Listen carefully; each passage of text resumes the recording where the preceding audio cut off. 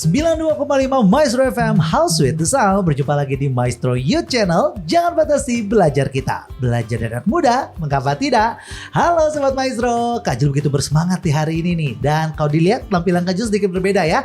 Kak Ju kenapa terlihat lebih sedikit formal nih? Karena hari ini Kak Ju punya satu narasumber yang sangat luar biasa, yang Kak Ju berharap bisa belajar banyak, menginspirasi Kak Ju juga dan seluruh Sobat Maestro yang mendengarkan. Jadi langsung aja yuk, tanpa berlama-lama lagi, kita kenalin dulu satu narasumber kita di hari ini yang nama lengkapnya ternyata adalah Apri Anditan. Halo Kak Andi. Halo Yul. Wow, ini kalau aku mengenang masa lalu ya Kak ya. Yes. 2012 kita pernah bertemu pertama kali. Betul Ya, banget. di salah satu perusahaan ya. Waktu itu Kak Andi masih berjuang, aku juga masih berjuang. Betul. Bedanya aku menyerah. Soalnya Kak Andi tidak menyerah dan terus bertahan di perusahaan tersebut. Hari ini berbeda sekali. Sekarang 2024 ya. Yes, gak kerasa.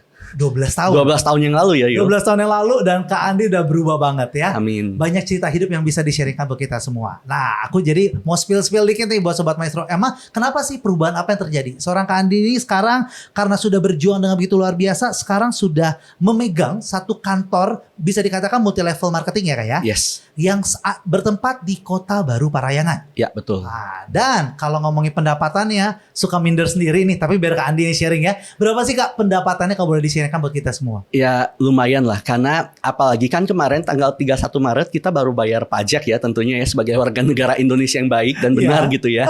Nah itu kurang lebih pas bayar pajak ya rada agak rela, tapi ya udahlah karena itu udah di lapis 3. Kalau udah di lapis 3 mungkin teman-teman yang sudah biasa bayar pajak, teman-teman Sobat Maestro yang udah biasa bayar pajak, ya kurang lebih sudah bisa memperkirakan lah ya Yul. Kalau udah level 3 tuh berarti lumayan ya. Betul. Tapi boleh ya Kak, berapa digit untuk pendapatan per bulannya? Ya masih di angka 2 digit. 2 digit ya. Betul. Wah, baru loh Sobat Maestro ya. 2 Iya. digit tuh padahal orang juga berjuang untuk mempertahankan atau mendapatkan gaji 2 digit per bulan, itu pasti nggak mudah. Betul, Ya. apalagi kalau 2 digit itu digit depannya yang besar gitu kan. Nah, bukan digit awal 1 2 bukan ya. Bukan, Nah, bukan. itulah kurang lebih gambarannya Sobat Maestro ya. Jadi penghasilannya begitu luar biasa, tapi dibalik itu semua untuk mendapatkan itu perjuangannya berdarah-darah ya Kak Andi ya. Iya, waktu di awal semua pengusaha tentunya pasti di awal pasti ya berdarah-darah berjuang, tapi ya pasti namanya perjuangan itu pasti ada hasil yang didapatkan juga ya. Itu dia. Dan kita akan ceritakan semua di sini ya. Boleh. Siapa tahu bisa menginspirasi seluruh Sobat Maestro supaya mau berjuang karena hidupnya, supaya seperti Kak Andi juga nih yang sudah bisa menceritakan pengalaman hidupnya. Tapi sebelum jauh-jauh ke sana ya Kak Andi ya, biasanya aku akan mengawali dengan pertanyaan template untuk seluruh narasumber. Apa tuh? Arti nama. Wah, ya. Arti nama. Arti nama Apri Anditan. Ini kan menarik ya, Apri Anditan. Boleh sharing kan kita nggak Kak? Arti nama. Yang saya tahu ya Yul, Ya. kalau Apri itu dari bulan kelahiran saya, bulan April, Wah. seperti bulan ini bulan April. Wah, selamat Ya. ulang tahun nih berarti ya. Nggak tahu tanggal berapa nih. Nah, kemudian Andi saya nggak tahu artinya apa. Kalau Tan itu marga. Marga. Saya Tan. Jadi Oke. dari dulu sering dipanggil setan. Oh, waduh jangan dong. Nggak enak ya. Sering dipanggil setan. Tapi ternyata karena aku udah penasaran ya. Kak Yes. Andi, aku cari tahu di Google. Ternyata kata Andi itu punya arti namanya berani. Wow. Apakah seorang Kak Andi adalah tipe orang yang sangat berani? Gak tahu. Nggak tahu. Tergantung nanti apa kata orang lain. Gak bisa menilai diri sendiri ya. Tapi Yes. kita akan mencari tahu dari cerita hidupnya. Akan kita simpulkan di akhir apakah seorang Kandi memang orang yang berani atau tidak ya. Tapi kita akan ceritakan semua lengkap Sobat Maestro ya. Dari gak cuma kesuksesan saat ini juga, pastinya daripada cerita suksesnya lebih baik kita tarik mundur perjalanan Yes. menuju sukses itu yang Prosesnya betul. itu jauh lebih penting kan Yes, ya. betul. Nah tapi nggak cuma proses aja, tapi di sebelum ke proses, aku juga penasaran, pengen cari tahu kehidupan di masa kecil Kak Andi seperti apa. Yang menarik nih Sobat Maestro, kalau dengar suaranya, kelihatannya kayak Andi bukan orang asli Bandung, betul Yes, ya? betul. Asli mana nih Kak? Saya asli dari Kota Tanjung Pinang. Mungkin teman-teman Sobat Maestro pernah dengar gak ya? Kota Tanjung Pinang, Pulau Bintan. Wah itu terletak di Sumatera ya. Di Sumatera, di Kepulauan Riau, tepatnya Provinsi Kepulauan Riau. Wah, apa gerangan seorang Kak Andi yang aslinya dari sana bisa hadir ke tempat ini, bisa ada di Kota Bandung dan sekarang sudah menetap ya? Sekarang sudah KTP Bandung. Sudah KTP Bandung, bahkan dari Bandung dari tahun Dari tahun 2000. 2000. 2000 betul. Wah, Kurang sudah. lebih sudah 24 tahun. 24 Bandung sudah jadi warga Bandung, tapi namanya lidahnya udah nggak bisa berubah ya. Yes, lidahnya sudah lidah dari daerah ya. Lidah dari daerah yang susah diubah ya. Yes. Tapi menarik, kita akan coba gali. Kok bisa sih sampai pindah ke kota Bandung? Apa ceritanya? Di balik itu ada banyak cerita sekali. Betul Banyak, ya? panjang lagi ceritanya. Panjang lagi ceritanya. Jadi semoga kita bisa ringkas semuanya. Yes. Dan Sobat Maestro bisa belajar banyak dari cerita hidup dari seorang Kak Andi.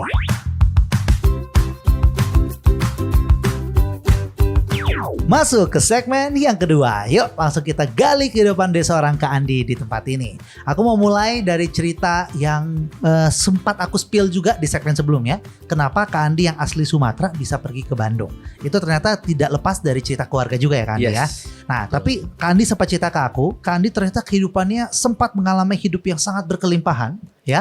Salah satu contoh yang aku tidak bisa lupakan ceritanya adalah saat krisis 98.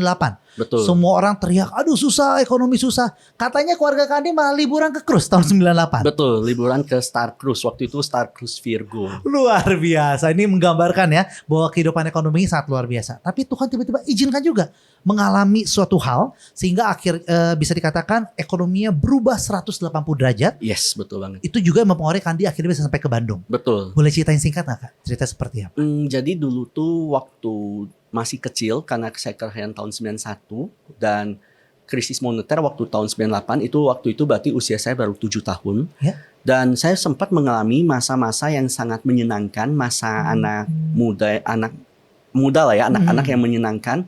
Di mana waktu itu orang tua saya sebagai seorang pengusaha yang pegang distributor tunggal beberapa brand lokal, brand nasional yang sangat dikenal di Indonesia. Dan waktu itu saya gak pernah merasakan hidup yang susah sama sekali. Sebagai contoh, biasanya kalau mau Imlek pasti beli baju baru dong. Dan ketika mau beli baju baru, pas kita masuk ke toko baju, pasti toko bajunya langsung tutup. Jadi kita milih baju yang kita mau, kita suka. Setelah itu nanti tinggal dibawa pulang ke rumah. Nanti yang punya toko bajunya datang ke tempat papa saya, nagih totalnya berapa. Terus waktu kecil masih main kartu Pokemon.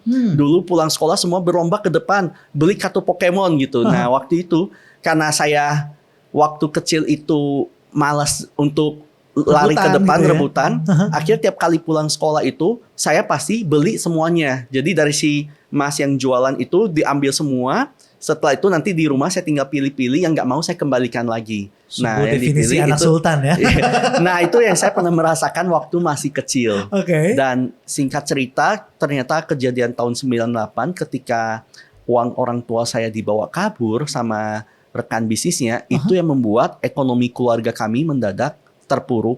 Terpuruk yang dalam arti kata dalam hidup saya pernah merasakan satu masa yang berkelimpahan. Dan yang selalu saya bilang masa depan itu misteri yang kita gak pernah tahu. Ternyata dalam hidup juga dengan sangat mudahnya kita merasakan satu masa yang sangat berkekurangan. Wow. Contoh, kalau tadi kan contoh berkelimpahannya seperti itu ya. Contoh kekurangan yang paling dirasakan, yang pernah diingat. Ya setiap hari dulu makannya selalu nasi sama ada daging. Dan waktu kejadian itu menimpa, saya harus dipisahkan dengan orang tua saya, yang dimana tahun 98 orang tua saya pindah ke Bandung, dan saya tinggal seorang diri dengan tante saya, dengan om saya, dan itu ya ekonomi karena kurang, akhirnya setiap hari itu cuma makan Indomie telur. Indomie dan telur? Selama beberapa hampir setahun, setiap hari makan Indomie telur gitu. Nah bagi saya itu enak sebenarnya, tapi bagi teman-teman sobat maestro juga pasti seneng ya makan mie instan gitu ya. Tapi kan itu sebenarnya nggak sehat gitu, kurang sehat lah ya sebenarnya ya. Nggak ada daging-daging sama sekali.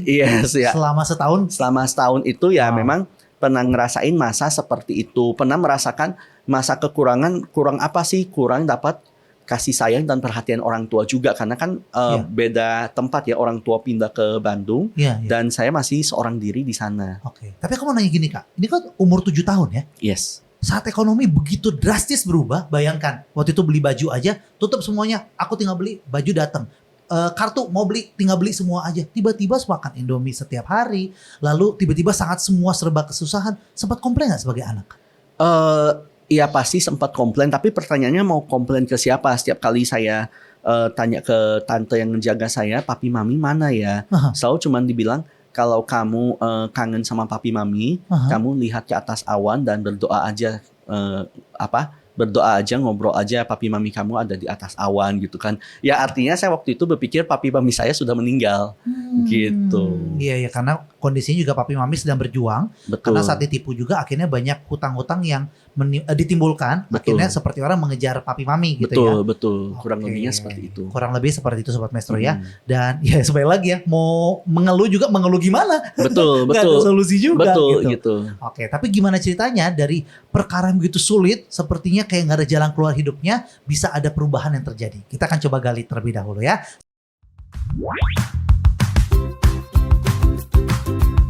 Yang penasaran sama cerita Kak Andi tadi, yuk mampir dan dengarkan. Ini dia segmen ketiga bersama dengan Kak Andi. Tadi Kak Andi sudah cerita bagaimana kesulitan ekonomi yang begitu luar biasa.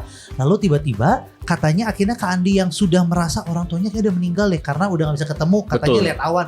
Tiba-tiba suatu hari dikejutkan Yes. bertemu sama orang tua ya. Betul, dan itu satu pertemuan yang benar-benar sangat berkesan untuk saya, Yul.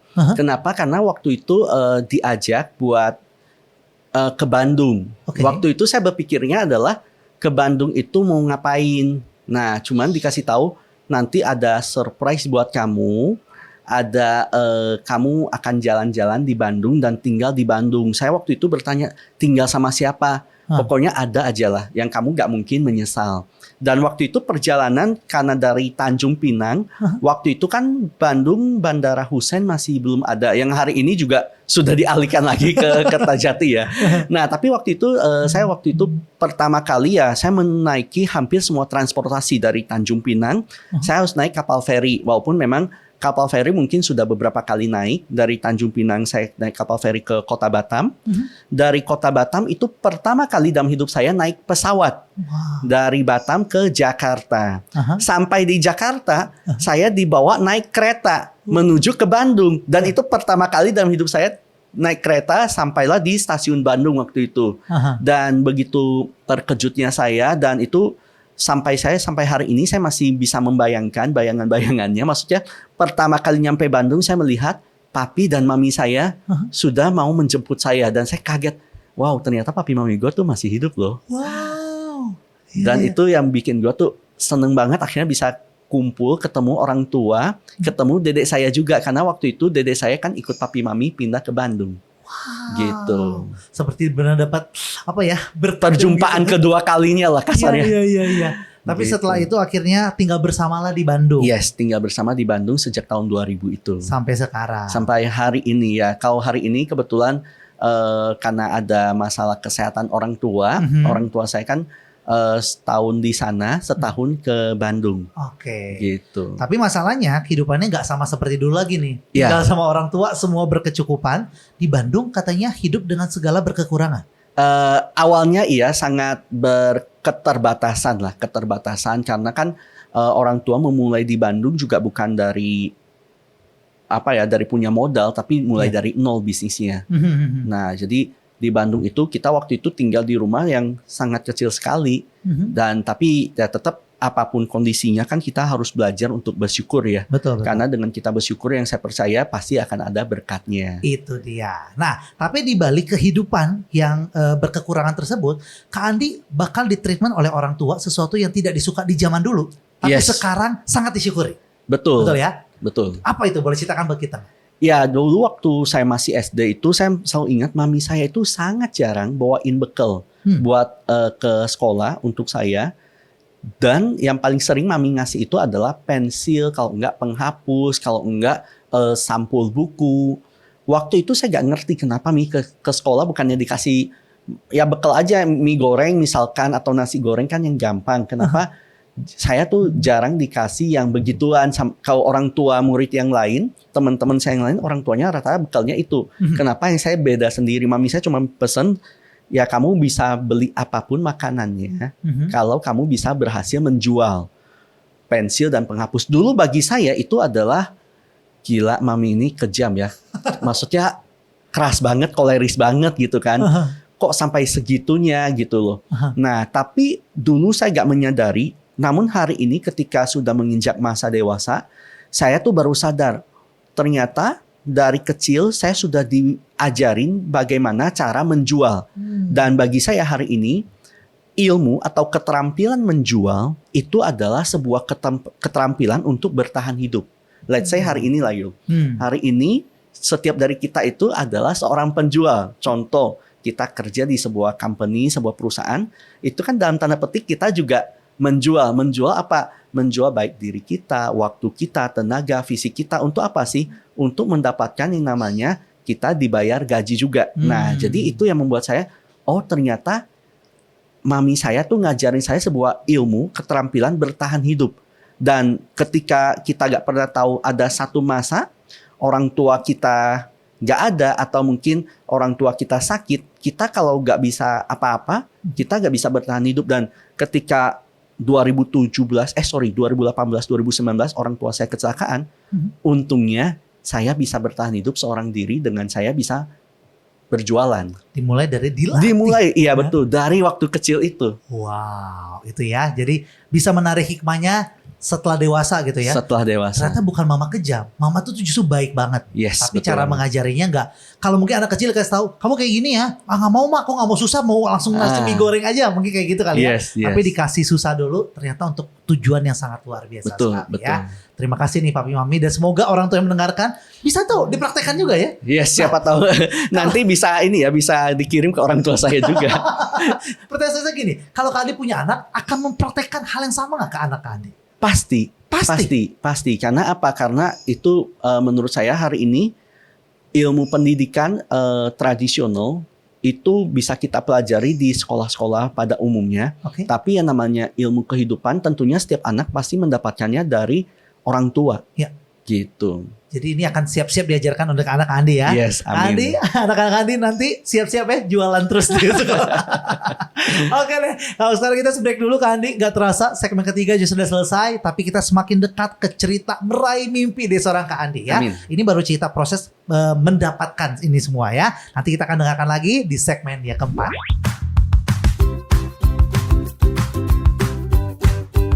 Segmen yang keempat, yuk kita langsung ngobrol lagi bersama dengan Kak Andi. Tadi udah cerita dari masa kecil, SD yang ditempa begitu luar biasa oleh orang tua. Kayaknya kalau dari tempat segitu luar biasa, SMP juga jalannya mulus-mulus aja. Oh ternyata tidak ya. Tidak juga. Di SMP ternyata banyak hal-hal yang tidak baik terjadi. Justru dalam kehidupan Kak Andi ya. Aku dapat bocorannya sampai di SP3 nih. Iya. Waduh iya ya. Sampai ya udah ujung hampir dikeluarkan dari sekolah. Oh untungnya hampir ya. Hampir. Soalnya kalau SP3 aku pikir udah harus dikeluarkan, ternyata nggak jadi dikeluarkan ya. Iya, karena waktu itu pas itu langsung nggak tahu dikeluarkan atau tidak, yang pasti saya langsung berpindah sekolah. Itu harus dikeluarkan. Oke deh ya. Nah tapi yang menarik juga pengakuan dari seorang Kak Andi selama di masa-masa SMP ada sesuatu hal yang membelenggu Kak Andi yang akhirnya menjerat Kak Andi ya. Yes. 3 hal, berantem, lalu ada game online dan pornografi. Yes. Boleh nggak ceritakan bagi kita semua? Ceritanya kurang detailnya seperti apa? Kalau bicara berantem itu karena waktu di zaman SMP waktu itu berarti tahun berapa ya? 2004 2005. Nah, itu kan kita pada nonton film WWF. Wah, itu dia Smackdown gitu. Dan akhirnya main game PlayStation-nya, udah gitu coba-coba di sekolah waktu itu di sekolah. Nah, itu akhirnya ya sempet lah ya berantem sama temen dengan gaya-gaya WWF, Smackdown gitu. Dan ternyata ada salah satu temen kena Smackdown, patah giginya. Aduh. Nah itu akhirnya orang tuanya marah, gue kena SP1 gitu loh. SP1. Nah terus udah gitu kalau game online itu memang karena karena waktu itu zamannya main Ragnarok waktu itu RO. Dan saya waktu itu karena seneng main game online, itu awalnya main, tapi akhirnya sampai nginep di warnet. Tapi saya bohongin mami papi saya bilang, Mi karena mau ada ulangan, jadi saya izin karena minggu depan itu minggu ulangan, saya izin nginep di rumah temen untuk saya belajar. Padahal saya nginepnya di warnet dan saya nggak belajar.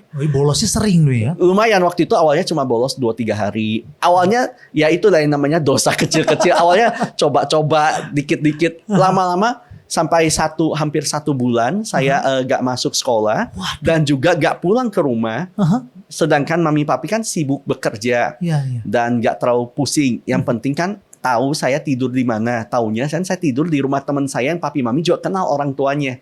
Tapi ternyata mereka nggak keep kontak. Iya, iya. Nah, karena saya 1 bulan itu gak masuk sekolah, singkat cerita mamanya teman saya ini ngontek mami saya. Andi kenapa? Sakit apa kok udah sebulan gak masuk sekolah? Kaget. Mami saya kaget. Loh kemana? Katanya selama sebulan nginep di rumah kamu. Waduh. Nah di sana akhirnya ketahuan dan ya itulah akhirnya saya pulang ke rumah. Aha. Pulang ke rumah bukannya dapat belas kasihan tapi malah saya ya dihardik lah ya sama papi saya. Waktu itu kan ya dipukul pakai yang namanya tali pinggang apa. Ya beda dengan zaman sekarang. Kalau zaman sekarang kita bisa nuntut orang tua kita ya.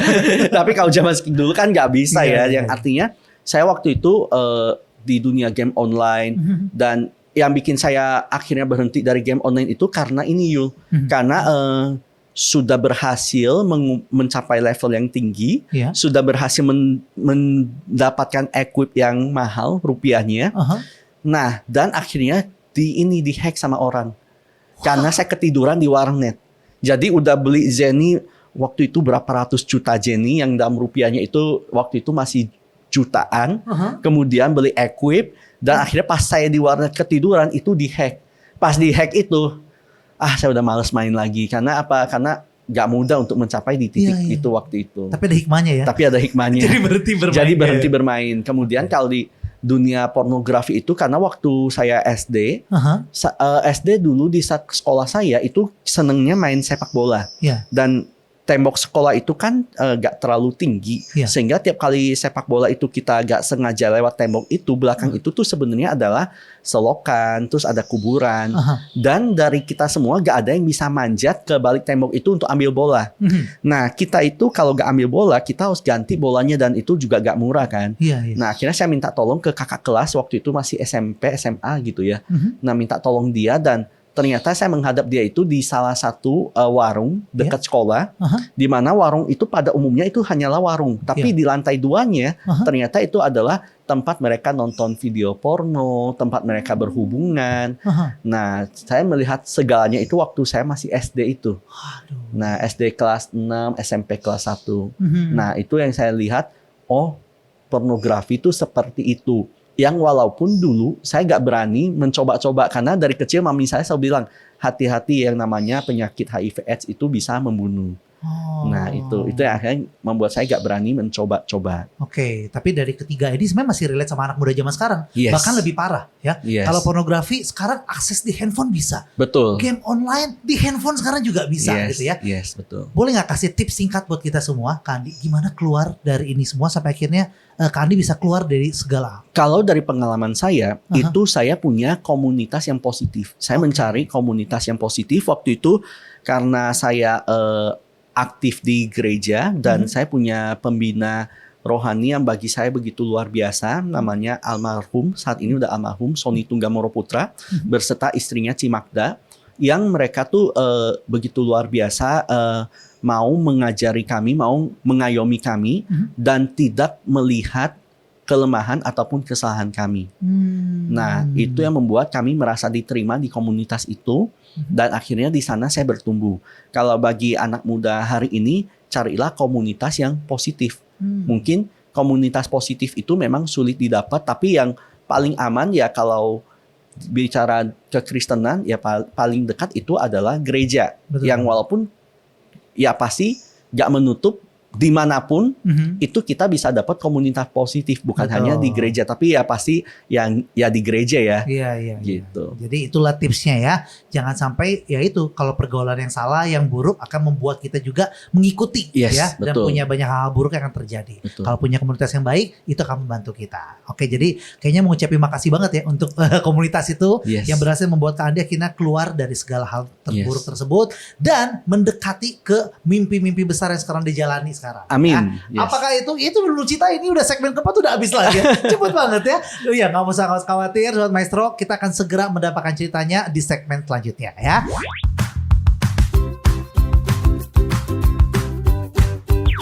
Segmen yang terakhir di sesi yang pertama. Nah, tadi semua ngomongin mana nih cerita suksesnya, mana perjalanannya. Ini deh ya, kita cerita proses perjalanannya. Seorang Kak Andi akhirnya sukses di perusahaan salah satu multi level. Ya, Amin. Yang bisa dikatakan sukses sekali di Asia Tenggara ya. Ya, Oke. betul. Tapi sebelum menuju ke sini, katanya Kak Andi punya perjalanan buruk ya. Betul. Dan katanya itu bikin satu statement dalam mulut Kak Andi, aku trauma dan tidak akan lagi mau ikutan multi level. Betul Bener, banget, kan? betul banget. Nah, ini harus menarik hal kita dengar dari cerita awal sampai sekarang. Boleh dong diceritain sama kita semua Kak Andi? Ya, jadi saya mengenal dunia multi level marketing itu bukan baru pertama kali. Sejak tahun 2003, saya itu sudah mengenal dunia yang namanya MLM, multi level marketing. Itu waktu itu saya sempat ditawari untuk karena seneng jualan ya dari kecil, dari SD itu ya. Nah, ditawari untuk pegang produk multi level ini. Tapi waktu itu saya belum bisa member karena waktu itu tuh usianya belum 18 tahun, jadi belum bisa member. Sehingga saya jalani multi level itu dengan jualan. Karena waktu itu dijanjikannya bisa dapat mobil mewah, rumah mewah, kapal pesiar. Siapa sih yang nggak mau gitu. Pasti. Apalagi waktu zaman SMP itu kan kita lagi ngehits banget film Meteor Garden, FC. Tom Hanks kan selalu bawa apa sih mobilnya? BMW kan. Ya, mobil mewah. BMW ini sama kayak mobil mewah itu gitu kan. Yang waktu itu bagi saya BMW itu mobil buat menggait wanita, BMW gitu. Dan waktu itu gue berpikir ya udahlah gue jalanin. Siapa tahu nanti 5 tahun 6 tahun lagi masuk kuliah, masuk ke Maranatha. Kan zaman SMP itu Maranatha itu adalah kampusnya para model. Dan waktu itu memang impian saya itu punya mobil BMW dan saya bawa ke Maranatha waktu kuliah. Nah, tapi alhasil apa? Dengan prosesnya akhirnya saya sempat gak berhasil di sana. Saya gagal. Nah, alasan gagalnya apa?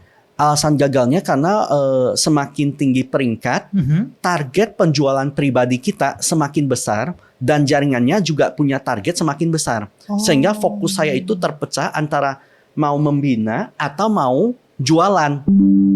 Nah, itu yang membuat saya waktu itu saya gak sanggup untuk memenuhi keduanya. Yang ada justru malah beli lagi Betul, gitu ya. betul. Dan penghasilan yang saya dapat itu habis untuk beli produknya lagi.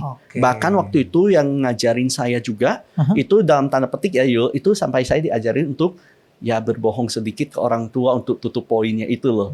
Jadi ya kamu ngomong lah mungkin buat beli buku LKS, buat ekskul, ya minta uang. Tapi tujuannya itu sebenarnya buat belanja produk itu. Nah, itu yang membuat saya waktu itu sempat berhenti. Karena apa? Udah minta ke orang tua, terus hasilnya juga gak seberapa. Dan saya juga kasihan dengan orang tua saya. Dalam arti kata kan gak bener caranya seperti itu.